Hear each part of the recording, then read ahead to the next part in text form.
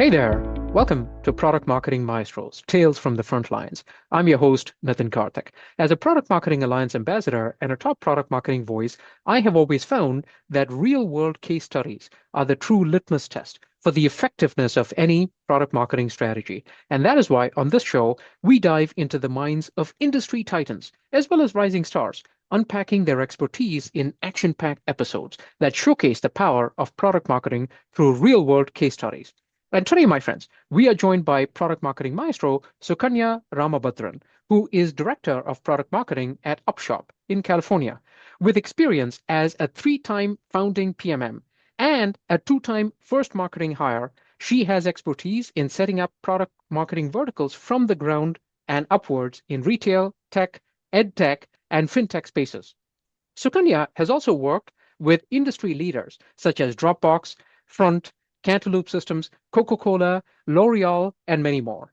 Recognized for her contributions, Sukanya was recently selected as a Product Marketing Alliance ambassador to build thought leadership and content around key PMM concepts. So with that, it's an absolute honor, ladies and gentlemen, let's welcome Sukanya Ramabadran. Sukanya, welcome to the show. Thank you, Nitin. It is awesome to be here. It's a show I've long admired. You have some icons that you've brought onto the show. So pleasure is all mine. Absolutely fabulous. Wonderful. So, Sukanya, as we promised the audience, we will use the ABC framework. We'll pick a situation from your experience. We'll talk about the antecedents, the prior challenges. We'll talk about the behaviors, what were the actions you took, and we'll talk about the conclusions, how things played out. So, pick a situation and tell us what were the antecedents, what were the prior challenges? Yep. So the problem that I chose to talk about today is a 0 to 1 problem, as I call it. This is a problem that most founding PMMs or PMM hires who brought in for the first time tend to typically encounter. Different PMMs encounter different challenges at different stages, but this set of challenges is pretty unique to founding PMMs, I would say. And it's something I've encountered in my 3x founding PMM experience. And typically, there are three big segments that these problems fall under. And what we've noticed is for founding PMMs, they have to do their jobs, which is to bring in functional expertise as product marketers. And they also have to build stakeholder relationships with folks who've never worked with product marketing before. So it's almost like building a house while you're in the house. So you're laying the foundation for stakeholder relationship, and you also have to do functionally what you have to do. And so typically there are three big challenges. First is stakeholder relationship with the product team. So here's a product team who's never worked with a product marketer before. They are not used to being asked questions on who is this built for, what does it do, when do you deliver? So it's all like a brand new relationship there. And then there's a sales team, which is like, they don't know what product marketing is. They don't know the extent to which you can influence deal velocity or pipeline conversion and things like that. And then, of course, the third is a problem that I call the blank slate problem, which is to say, it's a greenfield opportunity. Your boss doesn't know how product marketing functions. So you come in and set up the frameworks and processes. So those are like the three big challenges there. Yeah, wow. I love that because I think a lot of the audience will be able to relate, right? These are problems, of course, not unique to one company. All companies face these problems. I love that. So thank you, Sukanya, for laying out the antecedents. Now let's talk about the behavior. So what were some of the actions that you've taken that have worked out well in your experience? Yep. So regarding problem number one, which is a product team, bear in mind, they've not given you any insights on the roadmap. You don't know what's coming up, what's being built, none of that, right? And so I come in, and one thing that I thought of was out of the box was that I'm going to take in a product that already exists. There's a tech documentation in place for it. It's a tier 1 launch. And of course, this is with consent with my stakeholders higher up. I delved into this as a product launch, a tier 1 launch. So something that already exists, I repackaged it as a new launch.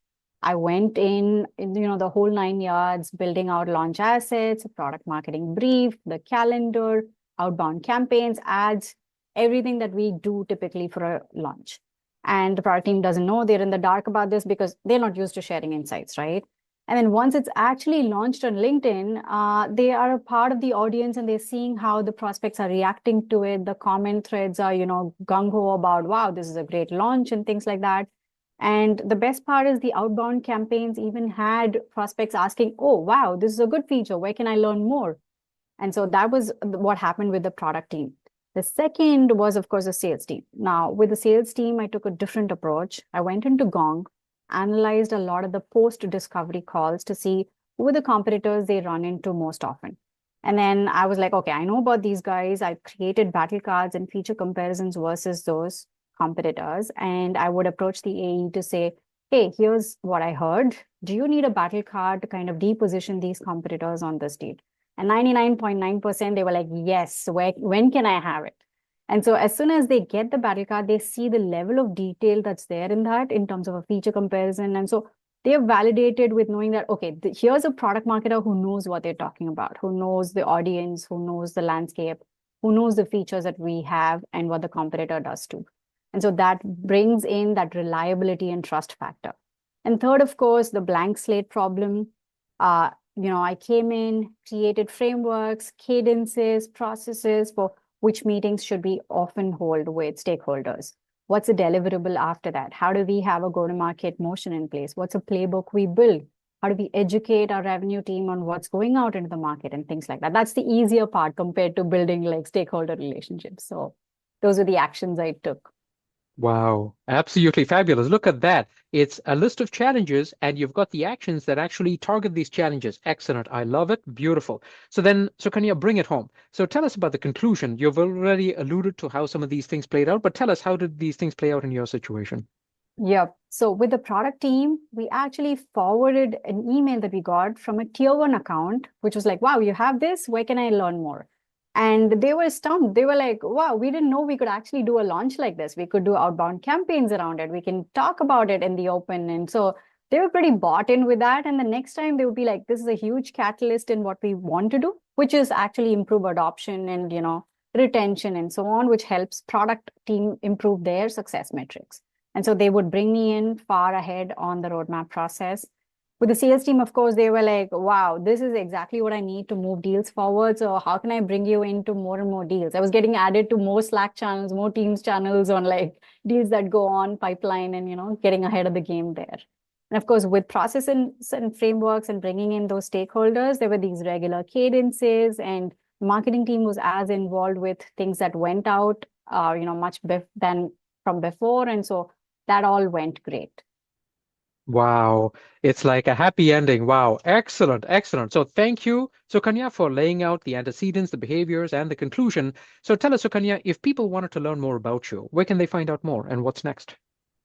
Yep. So I am pretty active on LinkedIn. I'd love to connect with other product marketers and like brainstorm solutions to common challenges. And that's what I enjoy the most. So feel free to, DM me on LinkedIn and set up a coffee chat or even meet in real life if you're in the San Francisco Bay Area.